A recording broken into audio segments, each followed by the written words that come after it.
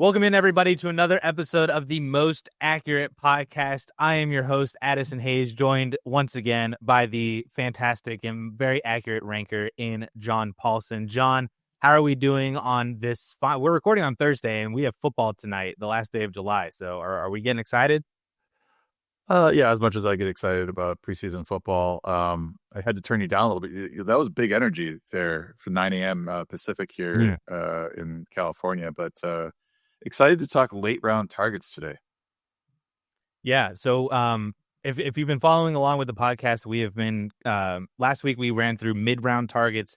We didn't really touch on early round targets because a lot of that kind of depends on where you ultimately land in your draft.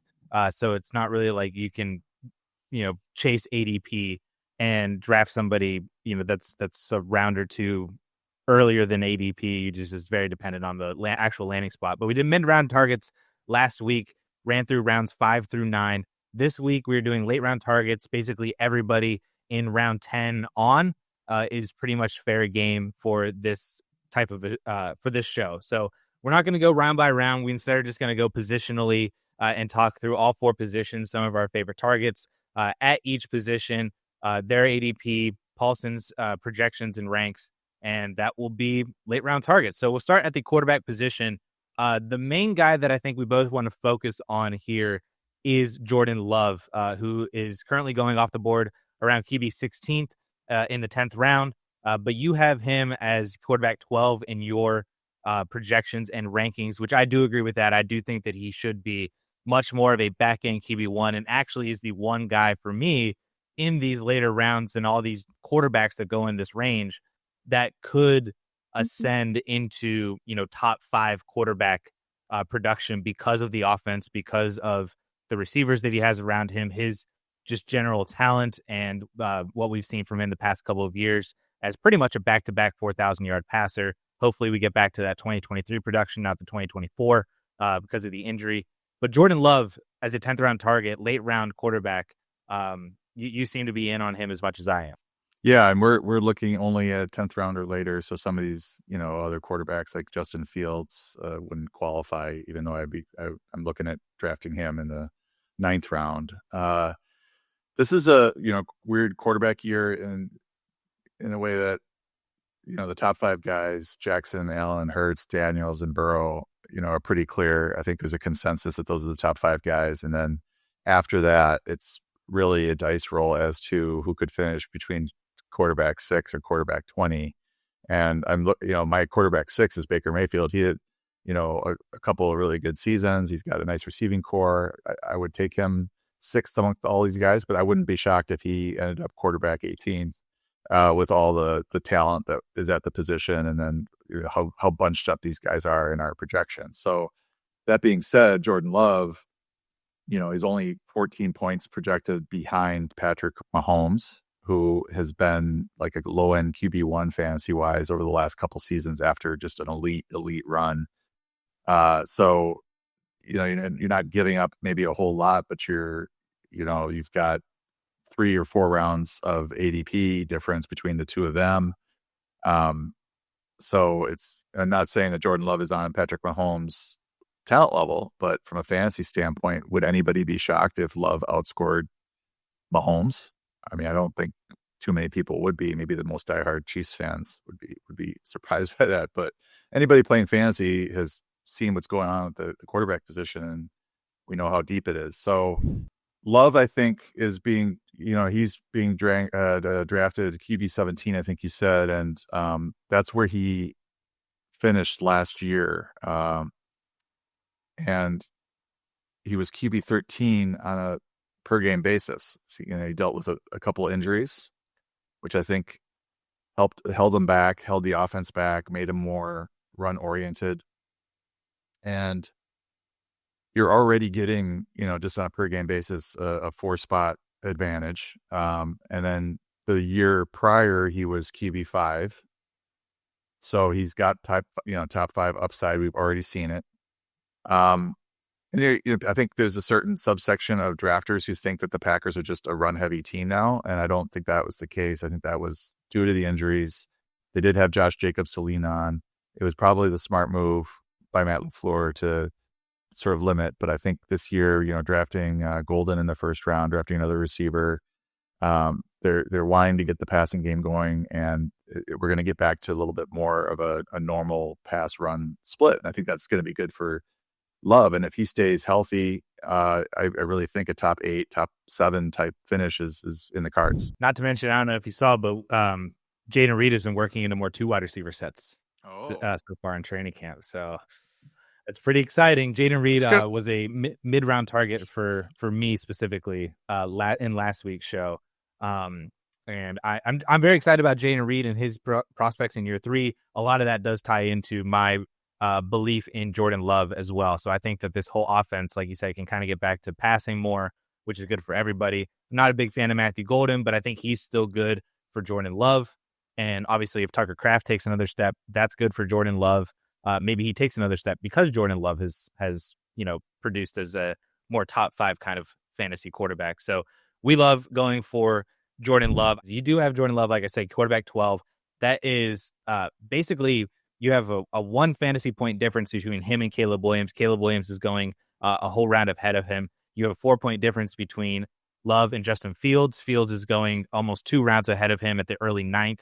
And you have Love projected for more fantasy points than or tied fantasy points with Brock Purdy, more than Dak Prescott, both of whom are also going ahead of him in the late 8th or early 9th rounds. In terms of more late round quarterbacks that we could talk about, we're both, I think, big fans of Geno Smith as well. I'm definitely high on Geno Smith in terms of the new offense that they have coming in with Chip Kelly. You're talking about him now throwing to Brock Bowers and Jacoby Myers. Not that they're necessarily upgrades from what he had in Seattle, but I think with this, the fact that we have a new offense, we have similar or very talented receiving options for him. You have Ashton Genty out of the backfield now. Geno Smith going off the board is quarterback 26, basically undrafted. I think he's a 15th round pick in our multi-say ADP. You have him at quarterback 21 in your fantasy projections. So why are you also high on Geno? Is it the same thing that I was talking about with the offense and the weapons? Yeah. Before I answer that question, I just wanted to wrap up the Jordan Love. I did a stack in the Pros versus Joes. I got Reed, Golden, and Love. I think back to back, and I also added Dontavian Wicks in the final round because he can get open. Even maybe we'll fix his catching problem. That would be nice. So Geno, I feel like he's really being slept on. And it's not like that. Okay, we love Geno Smith, but I think as a QB, if you're playing in a 2 quarterback league or a super flex league, I think he's a live, QB2, QB3 that you can get really late because he's just sort of being forgotten about in drafts. I mean, he's going QB 26 or whatever it is, and he has finished QB 15, QB 19, and he has a top 6 finish 3 years ago. So he's displayed the top 6 upside. I don't know that that's in the cards for him this year, but just looking at those finishes, QB 15, QB 19, and QB 6. And he's going QB 26, it doesn't make a whole lot of sense.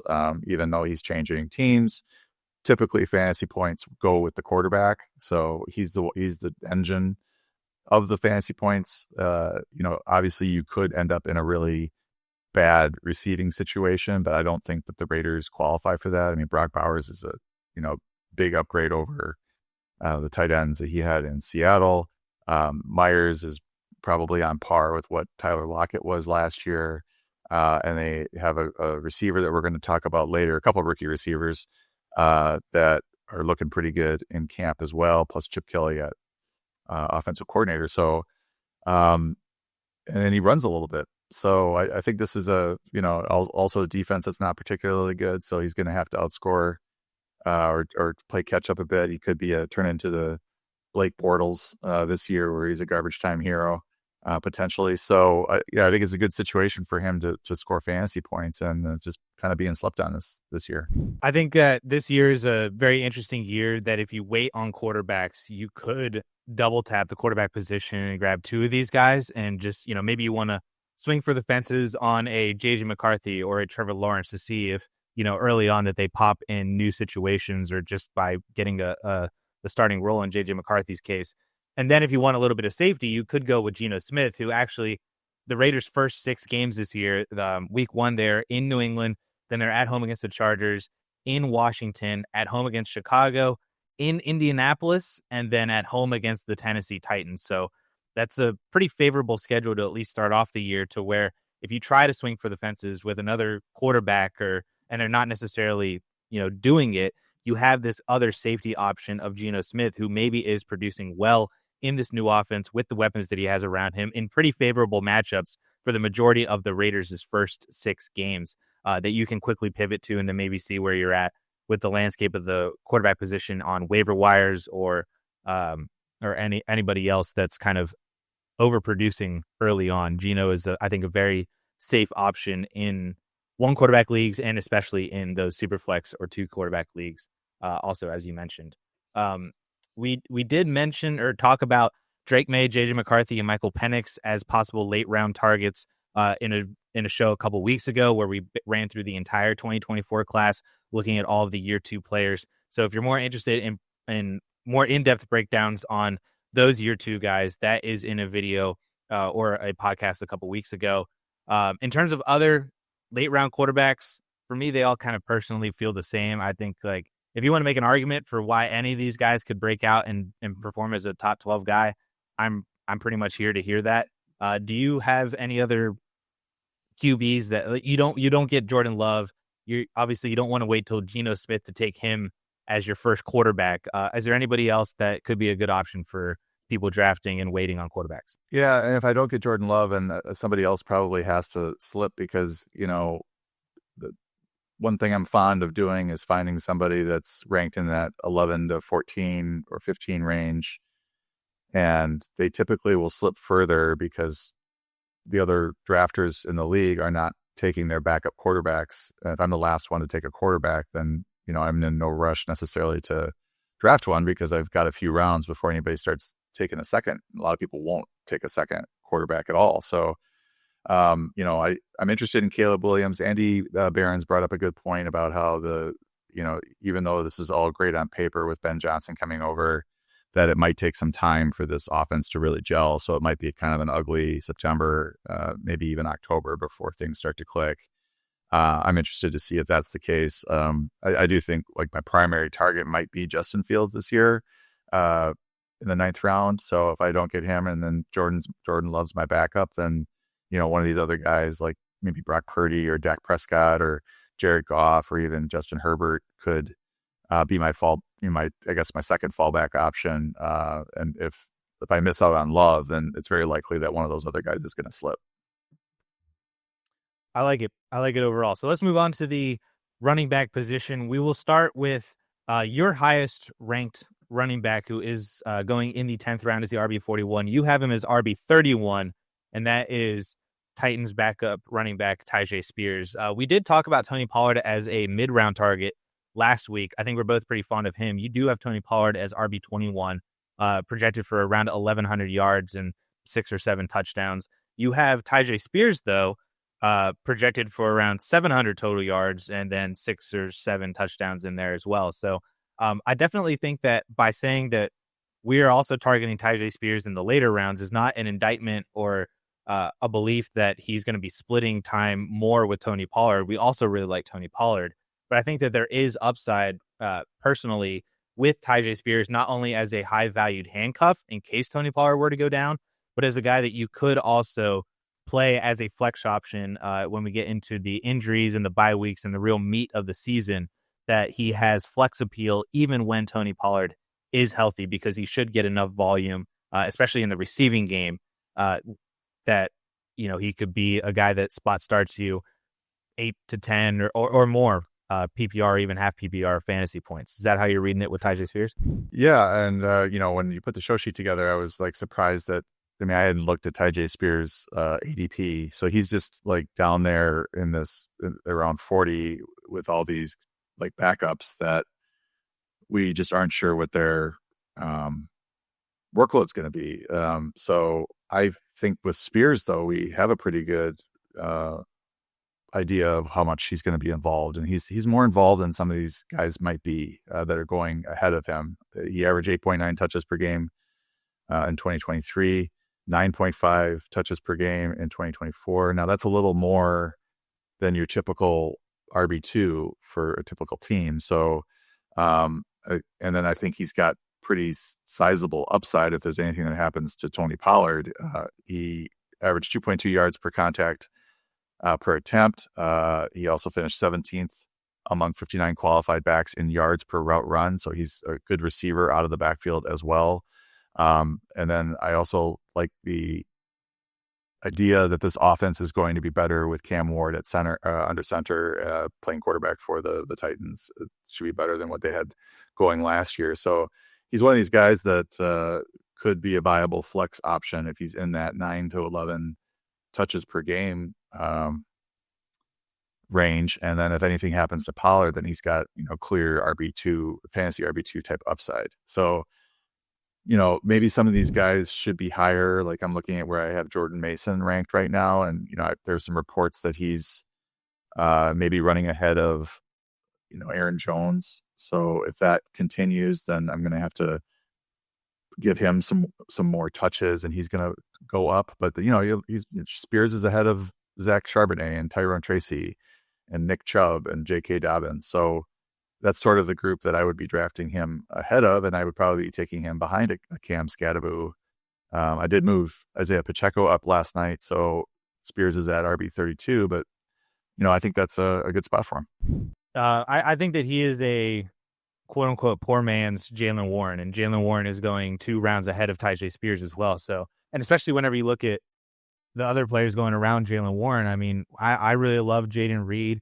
You've got Ricky Pearsall in there, Khalil Shakir, Stephon Diggs. Like, those are still some very viable wide receivers that are the opportunity cost of drafting Jaylen Warren in the 8th round when you can just get pretty much the same type of player in Tyjae Spears in the 10th round, and your opportunity cost is maybe one of the quarterbacks like Love or Goff or Herbert or somebody like that. But it's also, Keon Coleman at the wide receiver position, Brandon Ayuk off of his injury at the wide receiver position. Some other running backs like Najee or Ramondre or J.K. Dobbins, Charbonnet, as you mentioned. I think Spears is definitely top of the list for us in that 10th round, and you're getting a 2-round discount on Jaylen Warren, 2-round discount on Tyrone Tracy as well, as you mentioned. So we love that. Moving on, you did mention J.K. Dobbins and Nick Chubb, and we'll also throw in Jerome Ford. We do have these 3 as late round targets. In your half PPR rankings, you have them actually at RB 37, 38, and 39. So they're all right there, basically rounding out your top 40. Their ADPs, though, 14th round for Nick Chubb, 13th round for J.K. Dobbins, and 10th round for Jerome Ford. 14th round for Nick Chubb, I think that the ADP is going to rise on that one with the news of Joe Mixon, but that's where he currently is. Still don't think that he's going to rise anything significantly to where you're definitely getting him in the double-digit round still as a late-round target. All 3 of these guys feel similar to me in that they feel like early season hits or guys that if you definitely went 0 RB, maybe you're waiting for Omarion Hampton to kind of take off, or you're waiting for Trevion Henderson to take off, or anybody else like that at the running back position.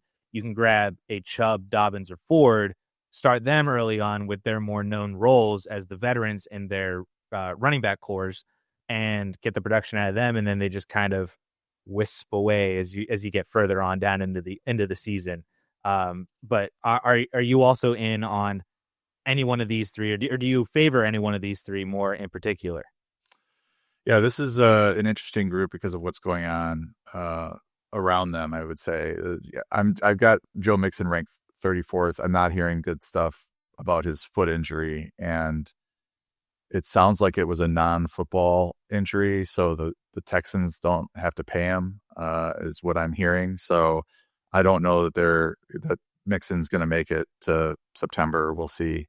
But it does. There's some question of whether or not he's going to play much at all this season. So I've got him ranked so low at 34 that I'm just going to keep moving him down if his ADP drops, because I just don't want 444 subscribers to be banking on any production from him this year. So I don't want to get too excited about Nick Chubb either.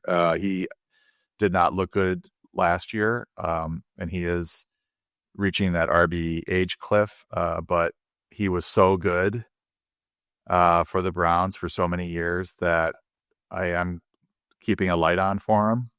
If we start getting some really good reports out of camp, I do think that he is capable, if he's sort of back to 80 or 90% of what he was, he could have a really good fantasy RB2 season. He was one of the best pure runners for a stretch there. So and I know he's a hard worker as well and just diligent. So I think he's a professional and he's doing everything he can to have a really good season. So he's certainly, of these three that we're discussing, has the most upside to me. Although J.K. Dobbins did run really well last year, I was surprised the Chargers didn't bring him back. And sort of, when I was initially ranking R.J. Harvey, I was excited I had him in the top 20 or top 18, and then they signed Dobbins, and he's good enough to really eat into R.J. Harvey's workload, I think, as long as he stays healthy. So that has sort of made that Denver backfield sort of murky. We don't really know who's going to be the lead back. It's probably going to be Harvey, but it's not for certain. And Dobbins will have enough workload to sort of put a damper on Harvey, I think. So for that reason, Dobbins is fairly appealing at this point in the draft, especially if you're taking some attrition guys where you're sort of waiting for an injury or something to happen where they might end up with 15 plus touches per game. Dobbins is somebody that can really take advantage of that, playing for Sean Payton in that offense. So, and then finally, Cleveland is, obviously Judkins has his own set of issues right now. I don't think he signed the contract yet. So I'm not even really considering him a favorite to win the backfield at this point.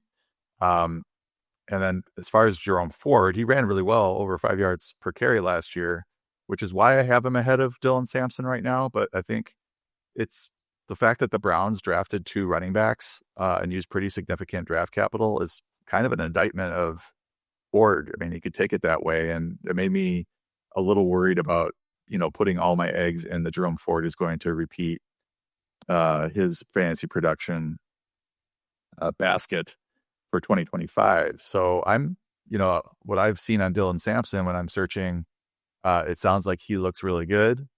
And I'm sort of interested to see how that pecking order shakes out, because I've been taking some Sampson since he's going in the 13th round. Ford is going in the 13th as well.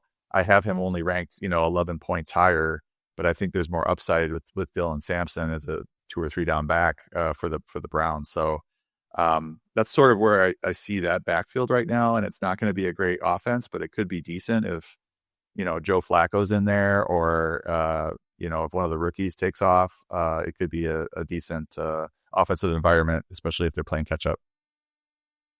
So we can move to Dylan Sampson. He was kind of next on the list, skipping over one other guy. But we can move to Dylan Sampson because I do want to talk about him as well. He also has a 13th round ADP of RB53. You got him at RB 46, or at least at the time of you got him at RB 45 now. Yeah, 45 now. One spot up. You moved him up.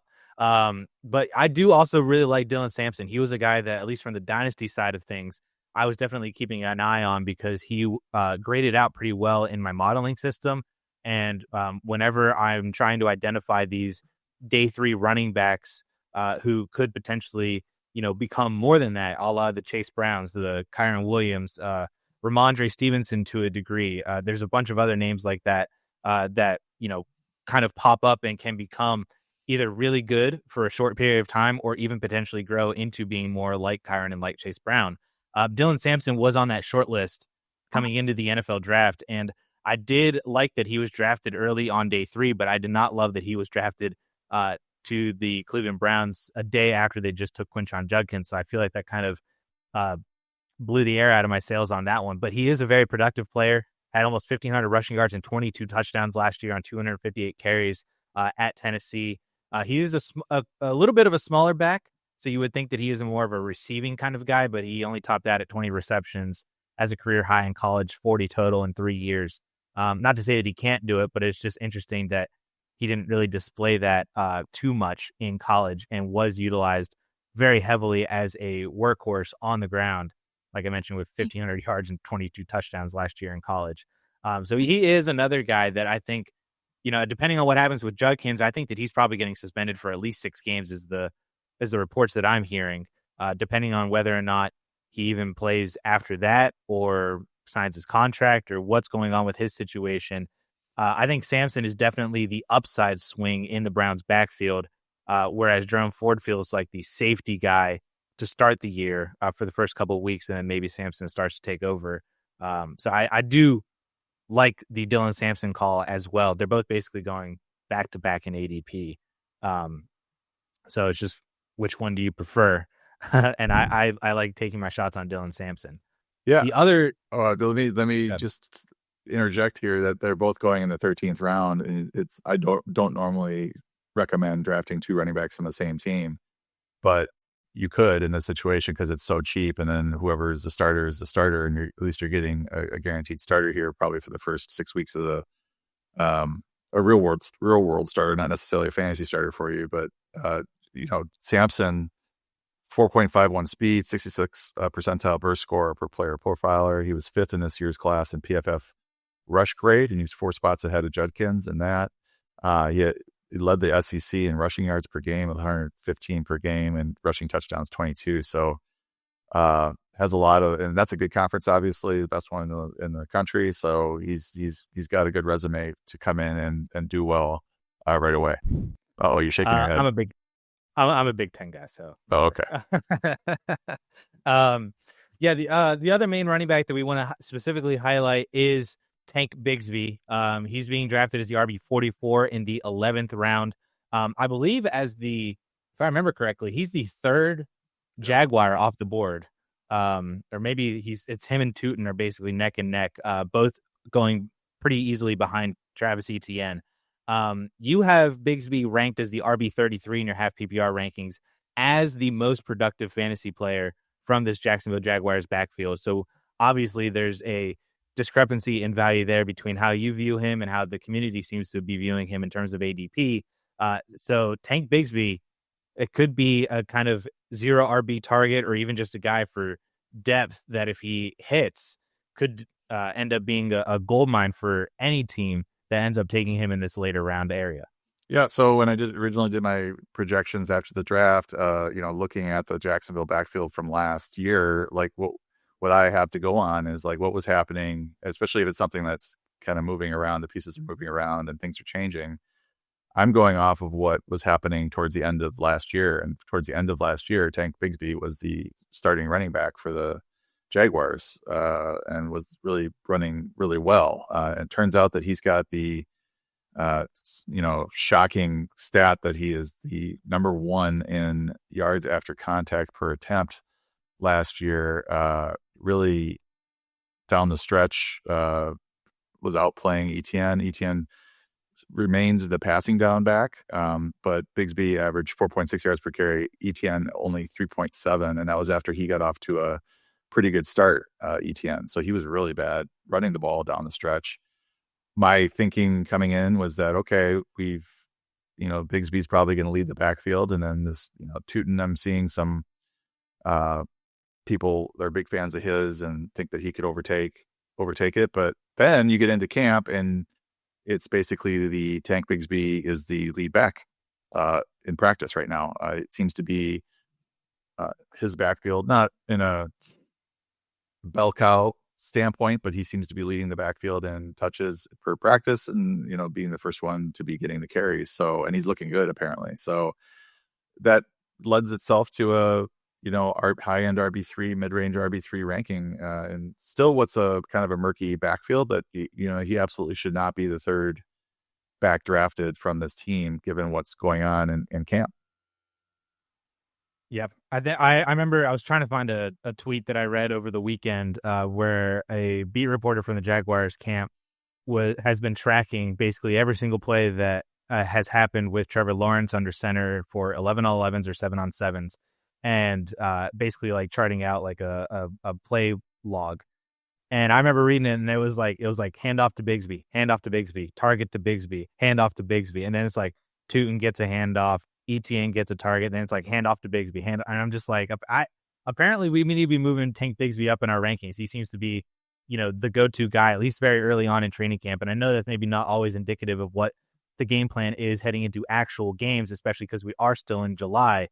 But if that's what holds true through all of August and into the start of the year, that Tank Bigsby seems to be like that guy in a Liam Cohen offense from what we saw last year, I mean, I don't know how we can just disregard that entirely. And as an 11th round pick, and massively cheaper than Travis Etienne, and the third running back in this on this team being drafted, but potentially the most productive one. I think that everybody just needs to take a shot on Tank Bigsby here in the 10th or 11th round as a later round target. Now, for the attrition picks, the handcuff kind of guys, we have a laundry list of dudes: Zach Charbonnet, Ramondre Stevenson, Rashad White, Isaac Guerrero, Trey Benson, Tyler Algier, Jalen Wright, Roshan Johnson, Braylon Allen, Rico Dowdle. I almost feel like you could add Will Shipley to this list as well, as seems to be like the main RB2 for Philly. I thought maybe that man, why am I blanking on his name now?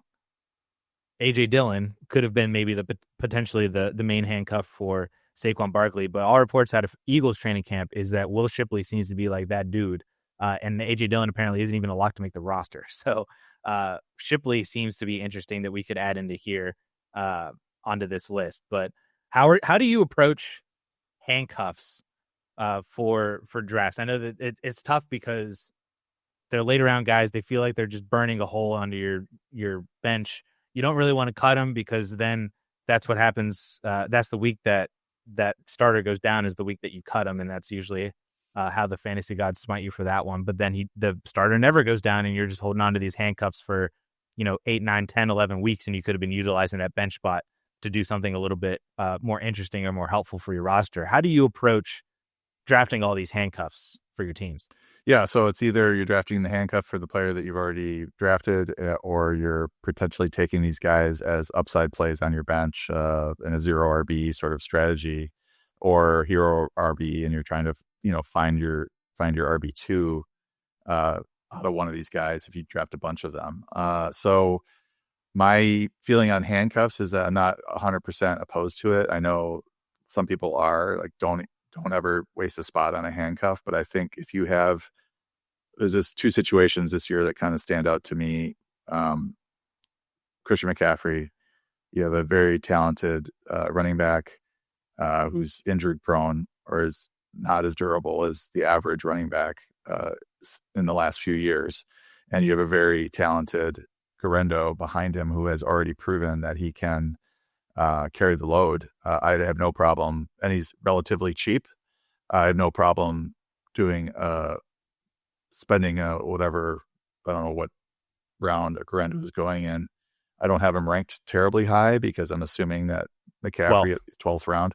I don't mind spending a 12th round pick on an insurance play because you probably are going to get a few starts out of him, and you might get half a season out of him, and he's going to be producing at a low end RB1 level.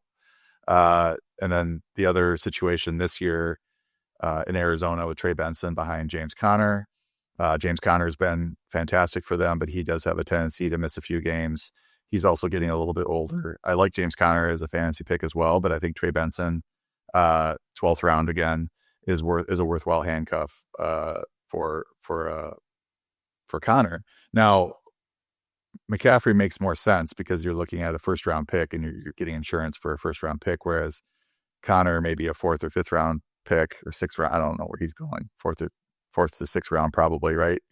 That's where he's been. 5th round. Okay. So probably don't need to have insurance necessarily for your 5th round, RB2 or RB3, but it's not a bad play. And certainly Trey Benson's one of my favorite attrition picks as well. And so this list of guys are pretty much proven, outside of maybe Jalen Wright, Roshan Johnson, Braylon Allen, who we're sort of projecting and hoping that they can step in and provide RB2 numbers if there's an injury ahead of them. We are hearing, Jalen Wright's getting some more run. They're doing some stuff with him and Achane, which is interesting.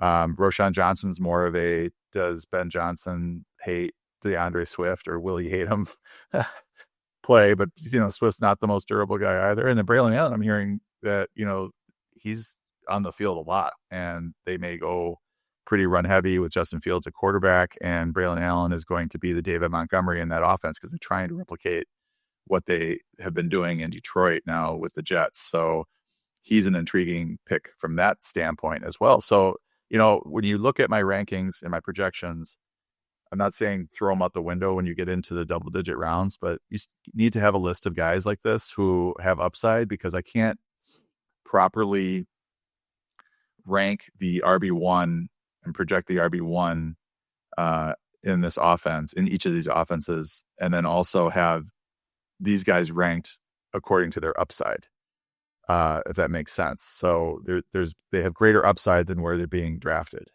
And Jordan Mason falls in that same category as well. So just keep that in mind as you get into this and you're looking at your RB position and you're like, okay, I've got two guys I like, and then I'm like, I need to get some other guys. You try to find somebody that maybe you can plug in as a flex, maybe a Tyjae Spears, and then you're looking for three guys that are cheap but have RB2 upside, and those tend to be the guys that are going to pay off as the season wears on. I especially like the shots on Jalen Wright, Roschon Johnson, and Braylon Allen because they're cheap enough, but those guys seem to be hopeful plays that you wouldn't find out very early on whether or not if it's actually going to pay out. Like, of course, they have, handcuff appeal as the RB2 if the starter were to actually just get hurt. But these guys also have the appeal of maybe that they are a little bit more than just a handcuff and you can flex them out. But I feel like you would know that very early on so that if it's not happening, you can kind of cut bait or decide if you want to keep them just for the handcuff aspect of it. But you can cut bait from them early on. Whereas I think with if you're looking at like a Tyler Algier, I don't know if you're ever starting him whenever Bijan's healthy. But if Bijan were to go down, Algier is probably a top 15 running back for those weeks. You're just waiting to see if that actually happens. So it's kind of which direction do you want to go in? Do you want to try to see something early on in the year? Or do you want that ultimate upside of a top handcuff like an Algier, like an Isaac Guerrero, Rashad White even? I mean, if Bucky Irving were to get hurt, we saw it last year. Rashad White as the main starter for Tampa Bay, also top 15 kind of guy. So it's just which direction do you prefer going in when you're rostering and stashing these guys? Now, moving on to the wide receiver position, we have another couple names here. The first of which we did talk about a couple weeks ago a little bit in your rankings versus expert consensus rankings from Fantasy Pros. But I think we should reiterate it because I'm seeing even more training camp hype for Rashid Shaheed out of the Saints camp early on in July. ADP, wide receiver 53 in the 11th round. Half PPR rank for you, John, wide receiver 43. And honestly, that might be a little bit low based on the possibility that he is the more of the wide receiver 1A, 1B with a potentially upgraded offense with a new offensive coordinator coming or a new head coach coming in. Just depends on the quarterback situation. But Rashid Shaheed looks like he could just step right back into that role that he had last year and be just as fantasy productive, even coming off of the injury. Yeah, I like Rashid Shaheed. I don't like this quarterback situation that he has, and I think he's going to be very boom or bust. And so he probably is more suited for a best ball format than in just a regular where you're trying to count on him every week. But, if the quarterback situation is better than we are expecting, then he could be an every week starter. But I do think I have him ranked slightly ahead of Chris Olave, who's going 4.5 rounds ahead of him. He's just been more productive on a per game basis than Olave. Olave has probably more consistent because he gets more consistent targets, and they're not high ADOT targets like Shaheed's tend to be. He had 4 games with at least 73 yards and 3 touchdowns. He also had a pair of clunkers last year with 11 yards or fewer. He also runs the ball a little bit. He was wide receiver 47 2 years ago, and then he had an even higher ceiling last year before the injury. It was really a big bummer, especially for my Scott Fishbowl team, because I drafted him due to his return yards as well, and he was crushing it and then got injured. I think it's dicey, but you're getting into this range where if you want more stability, maybe you're taking a Stephon Diggs, maybe even a Josh Downs if you want like a higher floor. But, he's someone that could really pay off in the 11th round. And I'm saying those names because that's where I have people ranked, but those guys are going, Diggs is going 8th round, Downs is going 9th round. So I guess you really should be comparing him to like a Keon Coleman. Who else is going in the 11th round here, 12th round? Rashad Bateman. I mean, I think you're better off with Shaheed there with the talent. Yep. Yeah, Rashid Shaheed, I think needs to be on everybody's radar as we get into the later half here. Even with the quarterback situation, I think if you try to want to have a piece of the Saints offense just to see what happens, maybe Tyler Shuck is good. I don't actually know, but or maybe the new offensive system kind of masks a lot of the inadequacies of all of the quarterbacks. I don't know if you saw, but there was a report from a beat writer from the Saints camp that has been logging who the first quarterback was to start with the first teams. And it was like day one, it was Shuck, then Rattler, then Haener. Day two, it was Rattler, then Haener, then Shuck. Day three was Haener, then Shuck, then Rattler. And then the cycle just keeps going and going. So they're trying to see who their starter is. But man, it's if you have three quarterbacks, you have like -1 quarterbacks actually. Next on the wide receiver list, though, is Browns wide receiver Cedric Tillman, who had a 4-week stretch there last year. Now, granted, it was with Jameis Winston, but man, was it a phenomenal 4-week stretch there where he was basically pacing with Jerry Jeudy as the wide receiver 1A, 1B. I honestly saw a little bit of Nico Collins coming out of him. Nico, of course, didn't do much in year 1 or year 2, then had that massive year 3 breakout. Tillman is entering year 3. And is a very similarly sized speed combo like a Nico Collins. Half PBR rank, you got him at wide receiver 47. He's going at wide receiver 60 in the 13th round. Joe Flacco is looking like he's the starter, though the Browns kind of had their own quarterback issues too. But at least we have an offensive system with Kevin Stefanski to where we could maybe place our trust into just getting the ball to these weapons, letting them do something with it. And we have seen Joe Flacco in this Browns offense succeed before. Granted, that was 2 years ago. But Cedric Tillman, I think, presents wide receiver 2 upside going at wide receiver 5-6 prices if all things were to go well. Is that how you see it as well? Yeah. And I think that if all things go well, is doing a lot of work, and that's why he's being drafted as a wide receiver 6 in the middle of the 13th round. He's definitely one of my favorite late round targets, just because, I think one way or the other, the quarterback play will be better and more consistent than last year, although Jameis Winston had a nice run. I think Flacco's is capable of that. Now, I don't know if you saw something recently about Flacco being the starter. I mean, the last thing I saw was Deontay Johnson implying that it was going to be Kenny Pickett. And if it is, that's probably bad news for everyone involved. Could that be Steelers? Like he's just trying to gas up his old teammate? Maybe. I don't know. So that's definitely something to keep an eye on if you're thinking about taking Tillman. Maybe, Google Browns quarterback situation and look for the latest report. I think one way or another, they'll have a decent thrower back there. Ideally for us, it would be Flacco. And ideally for Tillman, I think it would be Flacco. Once Cooper was traded, he had a 4-game stretch, 8 for 81 and 12 targets against the Bengals, 7 for 99 and 2 touchdowns on 9 targets against the Ravens. 6 for 75 and a touchdown on 11 targets against the Chargers. And then he had 3 for 47 and 8 targets against the Saints. He was the wide receiver 8 on a per game basis and had the 6th most targets per game in that span. Yes, it's a very small sample size, but we like to have at least, a month's worth of production when you're trying to project these young players into bigger roles. And I think he's one of these guys that could step into a bigger role. And if it is Flacco, you could easily see him throwing for 4,500 yards and 25 touchdowns. And, Tillman's going to get a good chunk of that. I thought too, I don't know if Deontay Johnson is the most trustworthy source for who the starting quarterback should be. He might be running with the 2s, and Kenny Pickett is, their second quarterback. And then he's like, oh, Kenny Pickett kind of looks good. Maybe he's running with the 2s and he thinks he's running with the 1s. And maybe. I saw clips of Shedeur finally running with the 1s. So maybe the ultimate upside for this Browns offense is if one of their rookies actually hits. Yeah, whether it is Shedeur or whether it's third rounder Dylan Gabriel. I saw a few Shedeur throws that look pretty good. Maybe. Speaking of a rookie, we have a rookie wide receiver that both of us seem pretty high on. Now your ranking of him is kind of around where his ADP is, both around wide receiver 50. But going in the 10th round is Buccaneers rookie wide receiver Emeka Egbuka, who for me just seems like he has so many different ways that he could be successful in year 1. I mean, Baker Mayfield's already gassing him up, saying that he is a a pro wide receiver already that with traits that you just can't teach at the wide receiver position.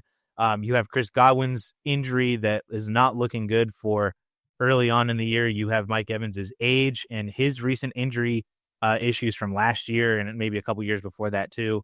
That Egbuka seems like he was the guy drafted to be, a piece that fits right now into this Buccaneers offense in terms of where they're at with the two veteran wide receivers they have, but then also is their long-term play to be the guy. And I think that it's possible that he's just good enough that he is the guy right now, that he just ascends over Chris Godwin during Chris Godwin's injury, and then he just ascends over Mike Evans just because he's like 10 years younger than Evans and is just a better wide receiver at this point in both of their careers. So I love taking Emeka Egbuka in the 10th round. Honestly, I think his ADP is going to rise up a round or two when we get into actually late August with more reports, maybe even some good preseason showings. But Egbuka in the 10th round, easy pick for me. I think it's an interesting situation, and it's giving me Jackson Smith and Jigba vibes with an injury ahead of him right now. So, if we had come into the season, Smith and Jigba's rookie season, and Tyler Lockett was dealing with a bad foot injury and wasn't sure to play early in the season, what would his rookie season have looked like? He didn't get that opportunity. And then in year 2, he blew up. I mean, he finished in the top 10 with those two guys in the fold. So I'm getting sort of the same vibes, but maybe he has that chance to assume the slot role in September and then never gives it up. And then when Godwin's back, they move him back outside, and he's not as productive outside as he was in the slot traditionally in his career, Godwin. So ranking him at wide receiver 53, he could really rise quickly if we get any more reports about Godwin missing time in September. I mean, right now they're expecting him back week 1, but that could change. And if it does change, then Egbuka could be moving up the rankings really quickly. And you also have, right now the wide receiver 1 is ranked wise is Mike Evans, and he's definitely on the tail end of his career or towards the end of his career and could miss time with injury as well. So that's where we are with him. And I think, you look at the 11 first round receivers drafted in the second half of the first round since 2010, who played at least 14 games. They averaged, 58 catches, 779 yards, 5 touchdowns. Those numbers jumped to 62 catches, 879 yards, 5 touchdowns if they started at least 10 games. And I would say, it seems fairly likely that Egbuka could draw 10 plus starts with Godwin, sort of making a recovery. So I see where you're going. I probably am not at the point yet where I would be drafting him in the 10th. There's probably other players. I did take him in my charity league in the 8th round because because receivers were going so quickly off the board, and I wanted to pair him with Baker Mayfield, and I managed to do that. But, this is a situation that could get very good very quickly for him, or if Godwin comes back healthy, he could be kind of stuck like JSN was as a rookie.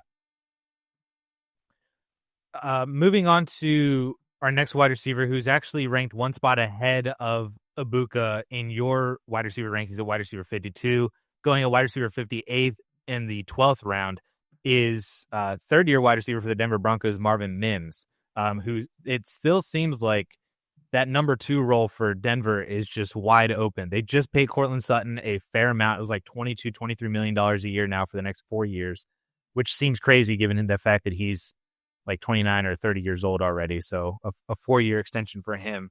Terry McLaurin could wish that he gets that kind of money. But that number 2 role, I mean, it's Marvin Mims. You got Troy Franklin. Devon Vele was doing some work as the number 2 last year. They drafted Pat Bryant out of Illinois.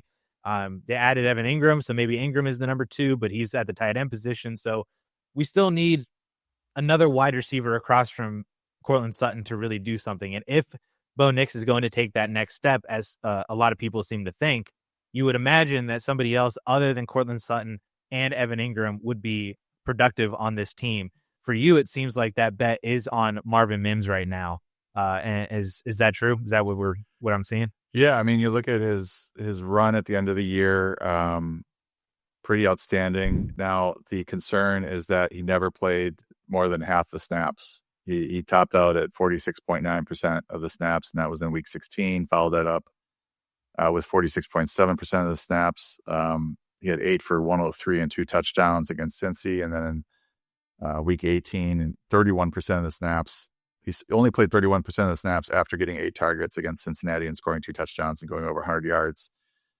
He only played 31% of the snaps against Kansas City, but he went 5 for 51 with another 2 touchdowns on 5 targets. So it's just whether or not Sean Payton trusts him enough to make him a starter or make him a 60, 70, 80% player. I don't think that these touchdown rates are sustainable if his snaps remain under 50%.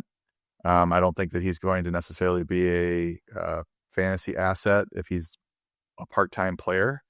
But he was 4th in yards per route run amongst qualified receivers. He led the league in yards after catch per reception, 12.3. So really productive on a per target, per route basis, but sometimes these efficiency stats don't translate.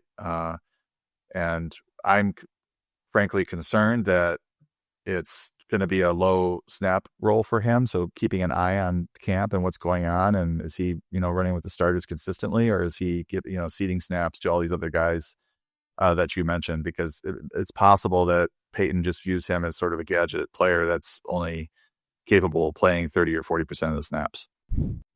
His quotes about Marvin Mims are so funny because it's like, oh, I wish we could get him the ball more. Oh, I would love to. We're trying to find the guy who keeps prohibiting him from getting all these snaps, and it's like, you're the guy. You're the person that could just He's in decide. charge. Yeah, you're in charge. You could just make Marvin Mims an 80% snap player and see what happens. I'm sure it probably wouldn't be all that negative. It might only be beneficial. So yeah, it is a bet to see if that kind of happens. But if it does, I think Marvin Mims could be a really, really good pick in that kind of 12th and 13th round turn.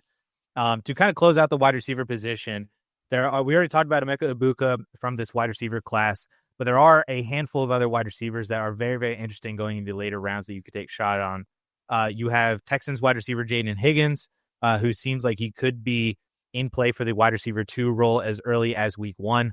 A role that has been very, very productive with C.J. Stroud the past 2 years, whether that was Tank Dell or Stephon Diggs across from Nico Collins. Very productive role. Trey Harris, the probable wide receiver 2, maybe in L.A. With Ladd McConkey, depending on what him and Quentin Johnston end up doing. Trey Harris was the 2nd-round pick to the Chargers. Could be interesting as well. My favorite wide receiver in this entire class, Kyle Williams. Personally, I think that he could be the wide receiver 1 for the New England Patriots, but at least seems like he could lock down that wide receiver 2 role with Stephon Diggs over Kayshon Boutte and Demario Douglas as early as week 1. You have Deontay Thornton, the day 3 pick for the Vegas Raiders, who is playing over round 2 pick Jack Besh in Raiders camp right now, and apparently is just not leaving the field with the ones and is getting all of the first team reps with Jacoby Myers. So very, very interesting. And then we have at the very end here, a name that people might not know in the redraft streets, but it's Torrey Horton, the day 3 pick for the Seattle Seahawks, who was very productive at Colorado State in college. He's 6'2", like 195, so he's kind of a little Devonta Smith kind of size, runs like a 4.4 40, and is in a role for Seattle that nobody else it's him and Marquez Valdes-Scantling are like the speedster type roles, with JSN and Cooper Kupp playing the slot / short to intermediate route roles. So, of course, we have a history of a speedster in Seattle with Tyler Lockett. We have a history with Kubiak for a kind of speedster role with Rashid Shaheed last year in New Orleans. So could Torrey Horton, even as I forget if he was a 5th or 6th round pick, be that guy? Possibly. But we have all these rookies here, John. Do you want to break down all of them, or maybe just your favorite 1 or 2 guys? How are we attacking all this rookie class? Yeah, and I'm looking for Torrey Horton in the ADP. I don't even know if he's in the ADP. Maybe you can find him while I'm rambling, but I don't even think he's being drafted. But he could be the third receiver. MBS had a nice little run at the end of last year. But we've seen that before, and then he kind of fades away. So Horton is an interesting late round name. I think you kind of summed it up. I mean, Higgins is dealing with, if he can surpass Christian Kirk, which, the Texans went out and got Christian Kirk for a reason. So that is a hurdle for him. Then he could be a fantasy starter this year, Higgins. I did draft both Trey Harris and Kyle Williams in my Pros versus Joe's draft the other night. I went very young at receiver, but it looks like Trey Harris will have a clear path to pretty big snaps there for the Chargers. Kyle Williams, despite the history of the Patriots drafting really poorly at receiver, hopefully your love for Williams is correct, and he's able to at least lock down that wide receiver 2 role behind Stephon Diggs. But he's got a couple, Demario Douglas is decent, and there's some other players there that he has to overcome. But it does sound like, as far as Thornton is concerned, he's outplayed Jack Beck, and it looks like he's going to be in on 2 receiver sets with Jacoby Myers, and he's obviously we talked about it before, but the Raiders are getting a pretty sizable quarterback upgrade to Geno Smith. So I tried to pair Geno as my third quarterback with Thornton. I don't know what round it was. I think it was the 16th and 17th round, and then Thornton got sniped at the turn. And I probably should have grabbed Thornton first and then Geno second, because maybe he would have had a better chance to fall to me.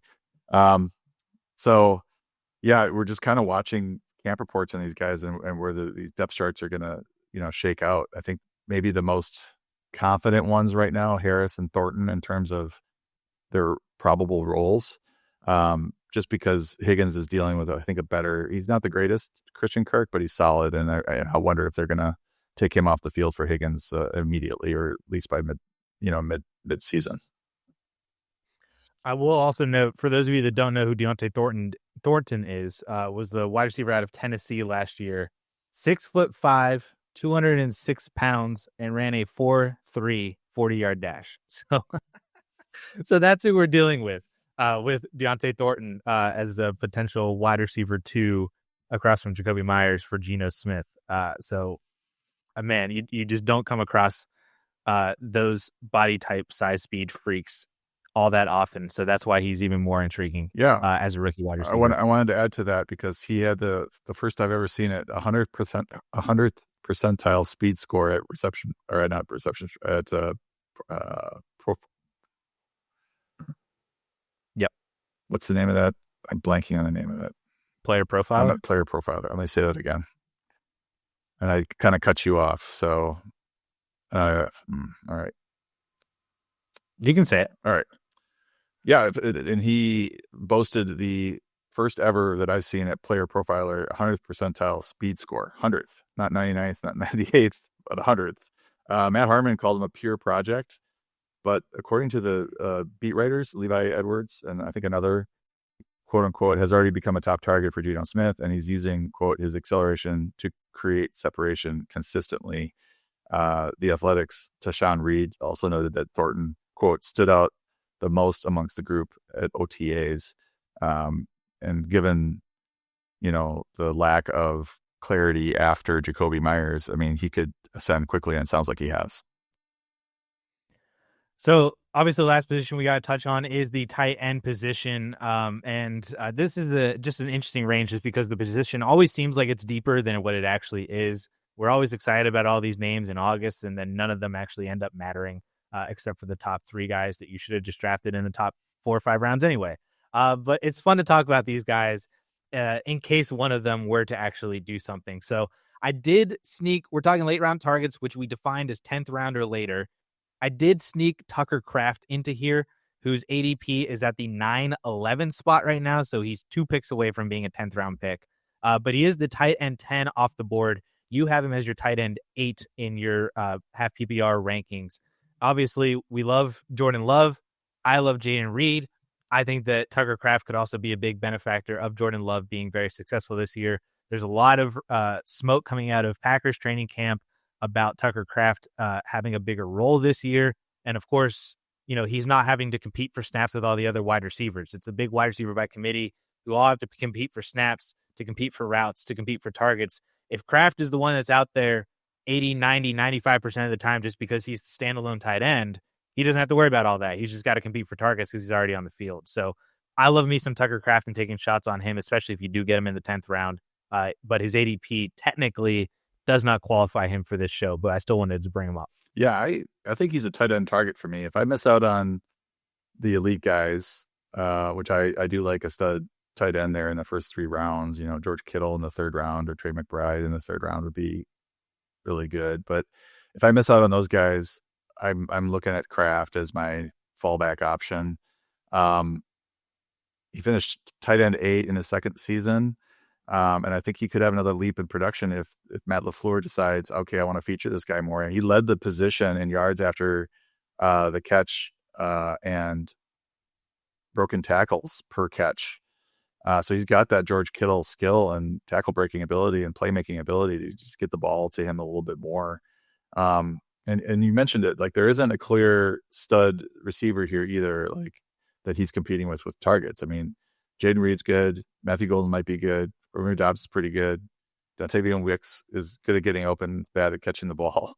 They do spread it around, so you might have some clunkers, but you might have some really good games with him too, where he does have a George Kittle line if they get a matchup that they like and he wins a week for you. So he's certainly the first one I'm looking for after that stud tight end group. That he's pretty cheap there in the 9th or 10th round. The next tight end target that we're looking at was actually a name that I pulled just by comparing ADP to your rankings, because you seem to be a little bit higher on him. Tight end 10 in your rankings, tight end 14 in ADP in the 11th round is Dallas Goedert, which I'm actually here for because I think people forget how good Dallas Goedert was and potentially still is. I mean, we're 4 years removed from his 800-yard season. We're 3 years removed from his 700-yard season. Has not eclipsed 600 yards since, but he also hasn't played a whole lot either. He's a guy that I remember is just like, when he's healthy, here's his pace for the entirety of the year, and then he just hasn't played more than 14 games in each of the past 3 years. So he's a guy that has struggled to also stay healthy. But I'm here for it because I think that the Eagles need to throw a little bit more this year. I don't expect Saquon to rush for 2,000 yards again. Their schedule is a little bit more difficult. I think Hurts is going to have to throw more, and I think that Dallas Goedert, still the tight end 1 there, could benefit from an increased passing volume for the Philadelphia Eagles. So, but you have him at tight end 10, so you seem to be higher on him than consensus. Yeah, I mean, I think he's someone that, okay, I miss out on Kraft, and now I'm looking at drafting like a rookie Tyler Warren or Colston Loveland, Dalton Kincaid, who has yet to really break out, Jake Ferguson, who's now the 3rd option at best in Dallas behind CeeDee Lamb and George Pickens. So you're kind of in this dead area, and I think Goedert, given what he said too, I mean, I don't know if I'd have him ranked quite as high if he had not said this about the new offensive coordinator and the new offense. He's saying that what he sees in me in different ways that he's going to get me the ball, I'm really excited for. It's a weird phrasing or a weird quote, but what I'm gleaning from that is that he's excited about the offense and that his role is going to grow a little bit. If it grows a little bit, then he's going to maybe do a little bit better than the low end tight end 1 numbers that he's produced whenever he's been healthy. He's missed 15 games over the last 3 years, so that is something you need to take into account. And I think if you get into the point where you have not drafted a tight end yet, and you're the 11th round, and you're like wondering what to do at the position, you could draft Goedert, and then later on draft one of these upside, young players like a Brenton Strange, Theo Johnson, or some, one of these rookies that is going a little bit later, and hope that they emerge by the time that Goedert gets nicked up and starts to miss his games. But then we've also seen you have two injury outs with AJ Brown and Devonta Smith. If either one of those guys gets injured, you are going to get really solid tight end 1 numbers out of Dallas Goedert, he's still talented. He's still putting up good efficiency numbers. He was 2nd amongst tight ends in yards per route run, 6th in yards after the catch per reception. So he's not really showing any signs of age. He's just underutilized in this offense, and that might change. I want to skip over. There's two reasons why I want to skip over the next guy on our list for one other name. But you mentioned drafting Dallas Goedert and then swinging for the fences on one of these upside tight ends, and I can't think of a more upside tight end to draft in the later rounds than Kyle Pitts. I knew it was coming. Who is going. He's going in the 15th round, so he's practically undrafted. The fantasy community has smited him into the depths of almost undraftedness. Well, he's going in the 12th round of 12-team drafts, 12th, 13th. Okay, there we go. But you have him as tight end 18, which technically, I don't want to put this on you, but technically you are ahead of consensus on your rankings versus at least ADP.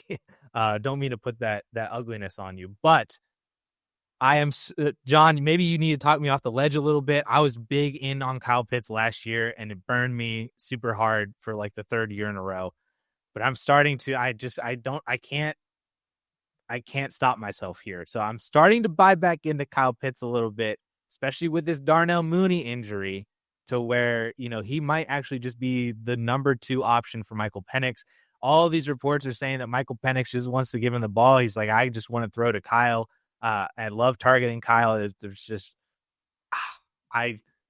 there's so much upside there that we saw it with a 1,000-yard season as a rookie, and he hasn't done jack squat since.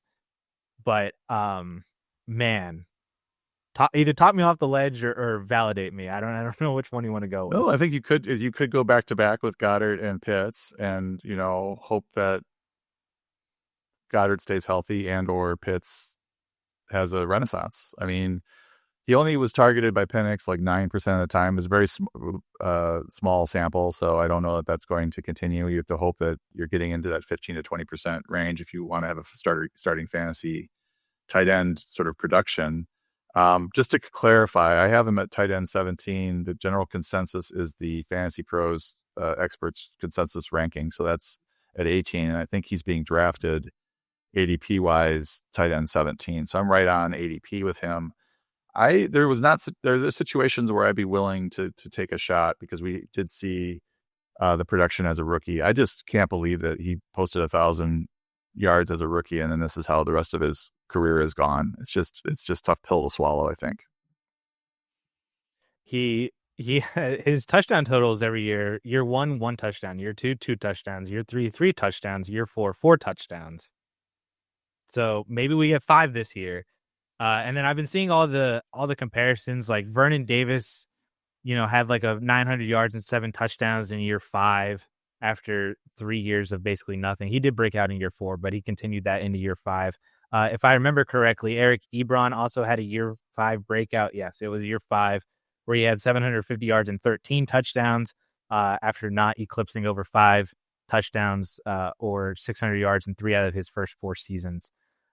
So there is David Njoku, I think, is another one, if I remember correctly, as I'm pulling up all these stats, he was a year 6 breakout. Technically more like year 7. But there is still time for these young, uber athletic, potentially disappointed on expectation tight ends to still be productive later on in their careers as they get into, age 24, 25, 26. It's the contract year for Kyle Pitts. I'm probably going to end up taking a couple shots on him. I don't like it, but there's just too much upside. It's too tantalizing for me. And I probably will end up pairing him with a Dallas Goedert, or maybe I swing with Tucker Kraft and Kyle Pitts because they're both kind of cheap enough to do that. And just see what happens.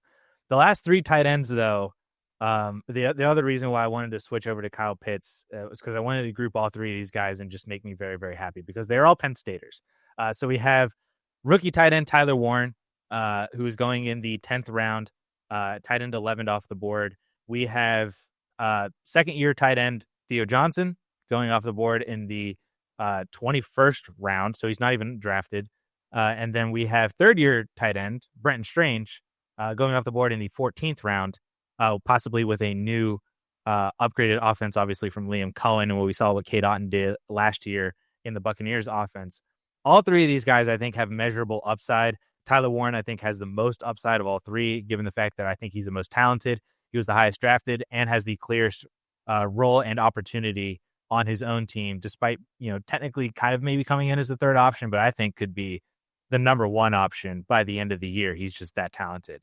But all three of these guys are very valid late round targets to take shots on in redraft, in best ball, or DFS plays at different points throughout the year. So why don't you run down through these three former Penn Staters for me? Yeah, I'll start with Warren. I think we have a quarterback mystery there in Indianapolis, and I think that will really affect his upside. If it's Anthony Richardson instead of Daniel Jones, I think it'd be best. I think the narrative is that Daniel Jones would be best for all these pass catchers, unless Anthony Richardson's able to make a sizable leap in his throwing accuracy and willingness to just take what the defense is giving him. What I do like about Warren is that we're getting good reports about him getting peppered with targets in camp, so that's great. The last 9 first-round tight ends since the 2010 who played at least 14 games, averaged 56 catches for 657 yards and 3.7 touchdowns. That's 7.3 half PPR points per game. Those are high-end tight end 2 production. Those are not good numbers. So that's sort of where he's being drafted, low-end tight end 1, high-end tight end 2. You can expect that from him based on what the position has done. I mean, obviously some guys beat that. Some guys didn't even meet it. But he does have the talent and probably have the role. But I am worried about the passing volume in this offense a bit. Brenton Strange is the next one going off the board in this group, and he's intriguing. We saw a little stretch there with Evan Ingram out. There's 8 games that Ingram missed. Strange averaged 2.6 catches, 34 yards, 0.25 touchdowns, 4.9 targets per game. That's 6.5 fantasy points per game. Those are solid tight end 2 numbers. That's sort of where he's being drafted. So I think that's all fair. You just are hoping maybe that you can get a leap out of him in his his 4th season here, and he has a breakout campaign and can get into the low end tight end 1 territory if you're drafting him as a mid-range tight end 2. And then Johnson, to me, is just ignored. You said he's not even being drafted, and I don't really know why. This guy, he had a stretch from week 8 to week 13, averaged 7.3 half PPR points per game. That was with a nightmarish quarterback situation there. I'm saying that Daniel Jones is good for Indy, but nightmarish for the Giants. I don't know who was throwing the ball from week 8 to week 13 for the Giants, but he did pretty well. 7.3 fantasy points per game, tight end 16 in that stretch. But what stands out about him is his size and athleticism. 6'6", 259 pounds, at 4.57 40-yard dash, which is 93rd percentile, 98th percentile speed score, 96th percentile burst score, 78th percentile agility score, and 98th percentile catch radius, according to Player Profiler. He has rare athleticism, and I'm seeing shots of him on the sideline or next to his coaches, and he just looks like Shrek. I mean, he looks huge out there, and I think if you look at the Giants' passing options, obviously Neighbors is the number 1, but Wan'Dale Robinson probably target-wise is the number 2 option. Slayton's there as well, but you could see Johnson, if he is breaking out as a route runner and getting open, Russell Wilson will pepper him with targets, especially in the red zone, getting him some touchdown opportunities as well. So I think for the price of a 21st round pick, he's definitely one. If I'm at all worried about my tight end, like my starting tight end, he's definitely one I'm trying to nab just to see how that September goes for him and what sort of role he has. Daniel Jones was traded after week 10, so we got a couple weeks of Tommy DeVito and Drew Lock as the quarterback position for the Giants last year. It should be better. So, and even if Russ isn't great, they do have Jameis, who's we know is a great fantasy provider, and Jackson Dart, who knows with him. So I think a quarterback situation will be better for the Giants this year, one way or another. Yep. I love the shots on all three guys, not just because they went to Penn State, but I think they all have, like I said, measurable upside and are, at least in terms of Strange and Theo Johnson specifically, are mostly being forgotten in drafts. Tyler Warren obviously is the arguably the tight end 1 in this year's class, is being drafted almost as such, but still not even close to his ADP or where his upside could lie at his ADP. But I like taking the shots on all three of these guys. I actually took Theo Johnson and Scott Fishbowl in like the 19th round or something like that. So we'll see how that ultimately ends up playing out. But that is the very long episode of late round targets, going position by position, looking at all these different names and comparing their ADPs to John Paulson's projections. We appreciate you guys so much for tuning in or watching, depending on how you consume this podcast. A reminder to everybody out there that if you are interested in viewing John Paulson's rankings for draft season, and then, of course, week by week for start sits, you can sign up for a subscription to 4for4.com and use the promo code YouTube at checkout for 25% off. That promo code also applies to all of the plans on 4for4. So if you're also interested in the DFS side or the betting side, 25% off with code YouTube will work for those plans as well. So sign up today and get access to all of that fantastic information. Hit that like and subscribe button wherever you are watching or listening to this. And we will catch you guys again next week with another episode of the Most Accurate Podcast. See you.